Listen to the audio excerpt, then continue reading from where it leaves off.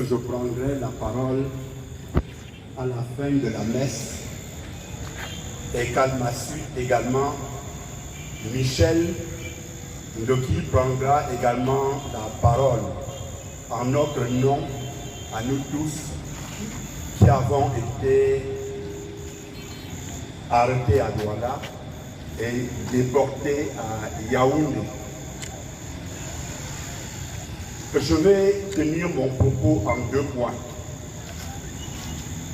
Le premier sera ma vie spirituelle. Non, le premier va être le contexte réel de ma déportation, de mon arrestation.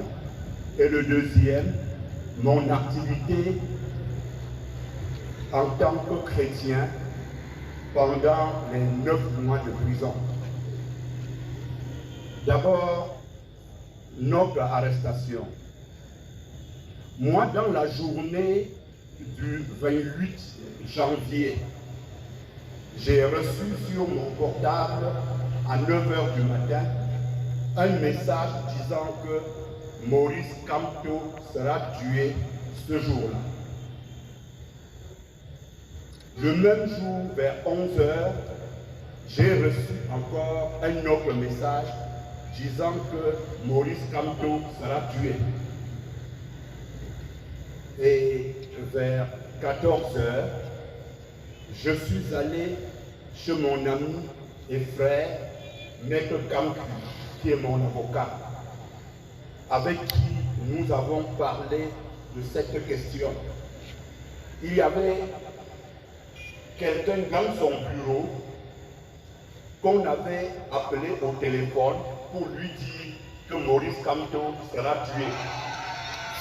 Donc en fait, les sources étaient diverses. Et après discussion, nous avons convenu qu'il fallait faire quelque chose, mais nous ne savions pas quoi faire. Et entre-temps, quelqu'un a appelé Maître Kamto pour lui dire que la maison de M. Albert Zongan était encerclée.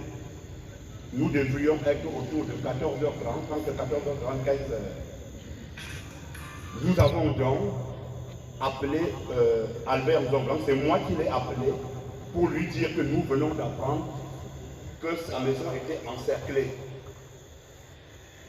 Et il a dit oui. Ma maison est encerclée et je ne sais pas pourquoi.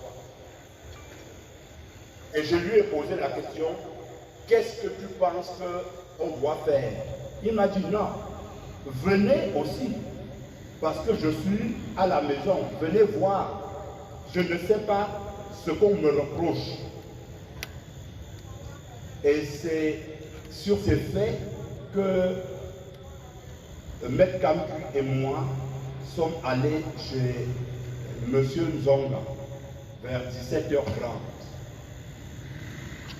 Et vers 19h30, les policiers qui avaient encerclé non seulement la maison, mais tout le quartier.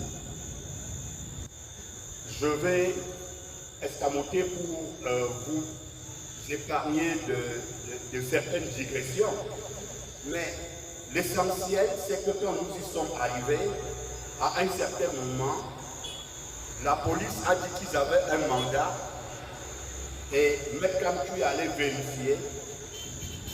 Ils ont dit qu'ils ont un mandat et la porte a été ouverte. Les policiers sont entrés et nous avons entendu de l'extérieur, nous qui étions à l'extérieur, dire « Monsieur le ministre, il n'y a pas eu de résistance, c'est ça. Il n'y a pas eu de résistance. » Et après, le ministre, la personne a dit combien de gens il y a à l'extérieur. Ils ont dit une cinquantaine. Est-ce que vous avez les moyens de les embarquer? Ils ont dit oui. Et nous avons été embarqués. Quand on nous a amenés à la police, je crois que c'est la police judiciaire. PJ. À la police judiciaire à Bonanjo, personne ne nous a dit où nous allions pour que nous puissions prévenir nos familles. Et quand nous y sommes arrivés, lorsqu'on nous a embarqués vers minuit pour Yaoundé, personne ne nous a dit qu'on nous emmenait à Yaoundé. Je suis obligé de dire ces petits détails parce que nos amis, nos familles, beaucoup de gens ne savent pas ce qui s'est réellement passé. D'abord parce que le tribunal refusait qu'on dise à haute voix au tribunal ce qui s'est passé. Nos avocats se sont beaucoup battus pour que le tribunal soit public. D'abord pour ce qu'on appelle Abea Corpus. Je crois que Maître Doki est là, elle expliquera mieux ce que c'est. Donc, même à ces moments-là, qui doivent être publics, on ne nous a pas entendus publiquement pour qu'on puisse savoir en réalité pourquoi on nous a arrêtés. C'est beaucoup plus tard, après 7 à 8 jours, au GSO, que nous avons appris, ou que j'ai appris, que nous étions accusés pour hostilité à la nation, pour rébellion, pour outrage au chef de l'État. Je tiens à le dire parce que de plus en plus d'autres personnes s'engagent pour lutter contre le mensonge d'État. En arrivant à la prison de Kodengui, les gens nous regardaient comme des terroristes. Parce qu'on leur avait dit qu'on a arrêté les gens qui ont cassé les ambassades d'Allemagne et de France et qu'on les a amenés à la prison de Kodengui. Donc nous sommes entrés à la prison de Kodengui, perçus par les prisonniers comme des terroristes ayant saccagé l'ambassade en France et en Allemagne. Voilà la raison pour laquelle nous tenons à dire publiquement la réalité de ce qui s'est passé. Parce que je crois que de nous tous, on doit avoir peut-être 20% qui ont même des passeports pour voyager. Les autres sont de jeunes étudiants, mais très engagés sur le plan intellectuel, de formation qualifiante très élevée, beaucoup de doctorants, de docteurs, des gens qui sont en doctorat, des professeurs d'université, des médecins, des avocats, tous ces gens qui étaient accusés d'avoir été en France et en Allemagne et qui ont saccagé les ambassades. Beaucoup, vous les verrez aujourd'hui avec le cri de la liberté qu'ils ont porté.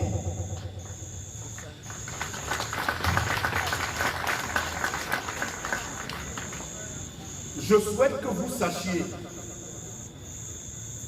que c'est lorsque le professeur Maurice Kamto a dit qu'il devait déposer une plainte contre le ministre Sadi, que du coup, même en prison, on a commencé à poser sur nous un regard nouveau, parce qu'il a dit qu'il devait déposer une plainte contre un inconnu. Alors, des gens en prison ont commencé à se dire « Ah tiens, donc ce qu'on disait de vous était un mensonge ». C'est comme ça que progressivement, le regard de terroriste qui était posé sur nous a commencé aussi un tout petit peu à changer. Mais alors, le mal était fait. Et beaucoup de gens ne savaient pas ce qu'il fallait faire. Moi, je dois maintenant vous dire que Michel, qui va vous prendre la relève, vous dira quelque chose qui m'a profondément, moi, indigné, touché. Une femme est dans notre pays quelque chose, et dans le monde quelque chose de précieux. Parce qu'elle est une mère, elle est une sœur, elle est une maman. Et c'est des hommes qui ont tiré sur elle. Elle qui avait les mains nues. Cela m'a profondément choqué. Et c'est pour cette raison que j'ai insisté qu'à la première messe d'action de grâce, du fait qu'elle est vivante et que Dieu lui a donné la possibilité de se tenir debout, qu'elle vienne.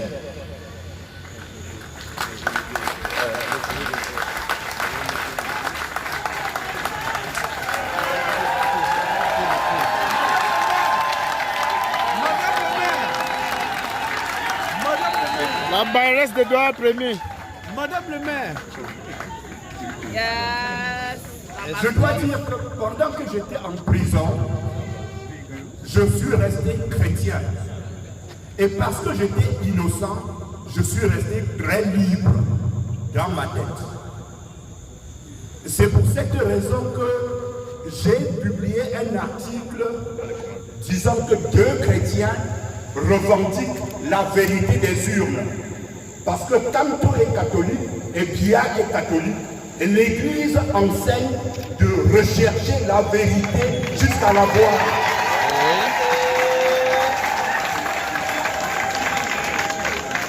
La deuxième lettre que j'ai publiée, c'est de dire que chaque chrétien doit pouvoir s'engager politiquement. Et j'ai utilisé ce que l'Église nous enseigne pour le dire. Cet article a été publié dans le jour. J'ai également écrit à tous nos évêques pour leur dire ce que je pensais qui pouvait être fait par les chrétiens. Je sais qu'ils ont reçu cette lettre parce qu'ils me l'ont fait savoir. Tous les évêques du Cameroun l'ont reçu. Monsieur Téné et moi, qui étions en prison, Monsieur Téné est également un chrétien, nous avons écrit au Premier ministre pour lui dire quelle était la situation des prisonniers.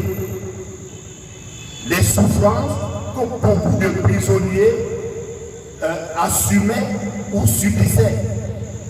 Et j'ai également publié une lettre dans le jour sur la gestion chrétienne du conflit.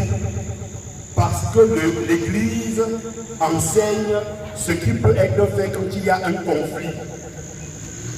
L'ensemble de ces publications sont rassemblées dans ce petit opuscule dans lequel j'ai inséré les prières que mon frère, mon grand frère et ami, François le Grand Kitio, a élevé à Dieu tous les jours pour la libération de tous les prisonniers. Toutes ces prières sont ici. Et ce petit opuscule, nous l'avons intitulé « Christ m'a délié de mes chaînes et les chaînes sont cassées ». Et le sous-titre c'est « Libre à la prison de Konengi ». Je vais donc laisser la parole à celle que l'homme a eu le courage d'affronter. Je ne sais pas si c'était pour lutter, mais un homme a eu le courage de tirer sur elle. Michel. Madame le maire. Merci beaucoup, papa. Bonsoir à tous. Je crois que papa, comme je l'appelle depuis que je le connais, vous l'a dit de manière très claire. Ceci n'est pas un meeting politique. Et je ne suis pas ici pour parler en tant que femme politique, ni pour revenir sur l'histoire politique récente de notre pays. Je suis ici parce que je crois qu'il est important de rendre témoignage en tant que femme, en tant que mère, en tant que citoyenne, de ce qu'est la vie dans ce pays, de ce que c'est que d'être un citoyen de ce pays. Et à quel point cette vie, pourtant si précieuse, est fragile. Et pour faire cela, je vais demander à ceux qui portent un t-shirt comme moi, particulièrement avec écrit dessus « Ex-prisonnier du président », de venir ici avec moi. Nombreux, il faut reculer vraiment. Il faut vraiment. À Yaoundé, à Bafoussam, à Koussamba, à Bamonté, etc., etc. Ce que vous voyez là, ce sont des personnes comme vous, des hommes et des femmes et des enfants, des étudiants, des mères de famille, parfois des grands-mères, comme vous et moi. Je vous demande de les regarder attentivement, parce que ces personnes sont vous, elles sont moi. Et ce sont des personnes dont la vie peut complètement basculer par l'effet de la volonté de quelques personnes, sans aucune raison. Je suis sortie de chez moi le 26 janvier avec Albert Zongan pour aller me rendre au chevet de Célestin Djamel, dont j'avais appris par les réseaux sociaux qu'on lui avait tiré dessus. Quand je suis arrivée avec Albert Zongan devant l'hôpital, on nous a interdit d'entrer. Nous avons fait demi-tour en voiture. Et lorsque nous partions, nous nous sommes arrêtés parce que nous avions reconnu des camarades qui eux aussi étaient venus s'enquérir de la santé de Célestin. Nous sommes descendus de notre voiture pour leur parler.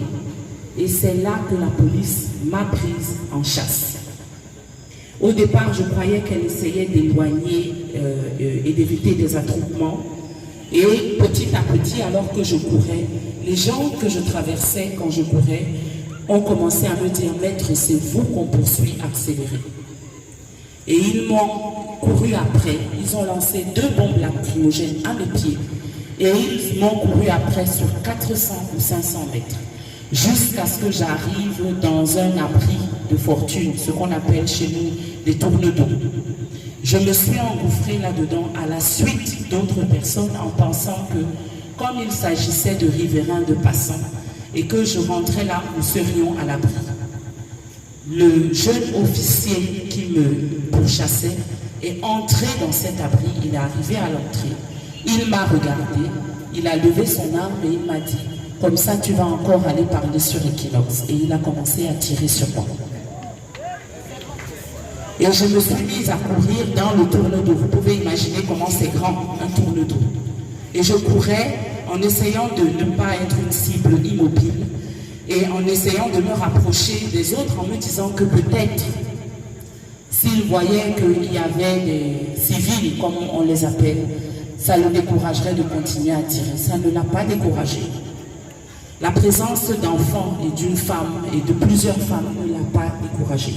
Ce qui l'a découragé, Michel Dupont-Catoyou, approche. Ce qui l'a découragé, c'est ce jeune homme qui a vu à 200 mètres de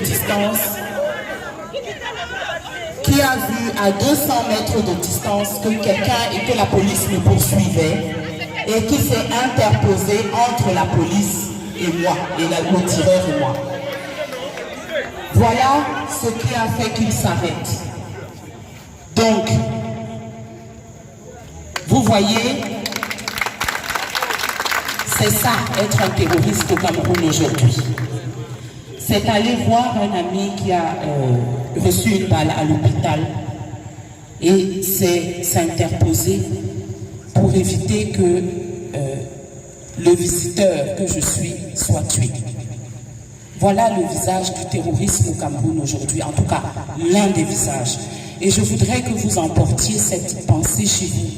Parce que si nous sommes ici engagés avec des t-shirts, avec des chemises du mouvement pour la renaissance du Cameroun, ce n'est pas parce que tous, autant que nous sommes ici, nous cherchons un poste de maire ou de député comme on veut vous le faire croire.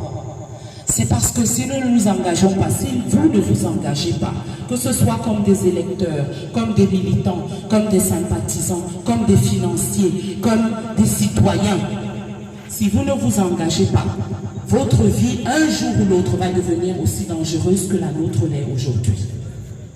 C'est ça que je voulais partager avec vous. La politique, ce n'est pas seulement décider qui va être président et qui va être député.